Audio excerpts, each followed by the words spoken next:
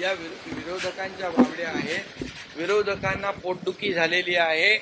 आणि मी कालही म्हणालो की या मुख्यमंत्री माझी लाडकी बहीण योजना यांना आम्ही जी योजना सुरू केली, गॅस सिलेंडरची योजना सुरू केली, ही त्यांना हजम झालेली नाही. त्यांना हजमोला द्यायला पाहिजे.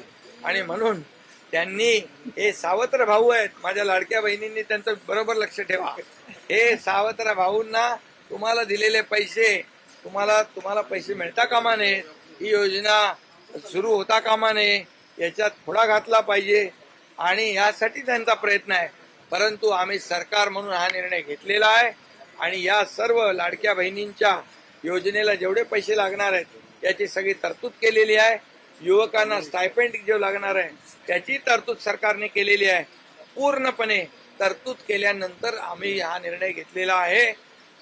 लाडकी बहीण योजनेमुळे विरोधकांना पोटदुखी सुरू झालेली आहे आणि लोकांना पैसे मिळू नये हा सावत्र भावाचा प्रयत्न आहे, असा आरोप शिंदे करतात. बघा, शिंदेच्या पोटामध्ये काय आहे, ओठात काय आहे, हे अख्ख्या महाराष्ट्रानं पाहिलं. त्याच्यामुळे शिंदेच्या बोलण्याकडे लक्ष देऊ नका. महाराष्ट्रावर 8 लाख कोटीचं कर्ज आहे. या 8 लाख कोटीच्या कर्जातून हे आपल्या लाडक्या बहिणींचा उद्धार कसा करणार, लाडक्या बहीण योजनेतून, हे त्यांनी स्पष्ट केलं पाहिजे. कारण राज्याच्या अर्थ खात्यानं त्याच्यावरती आक्षेप घेतलाय.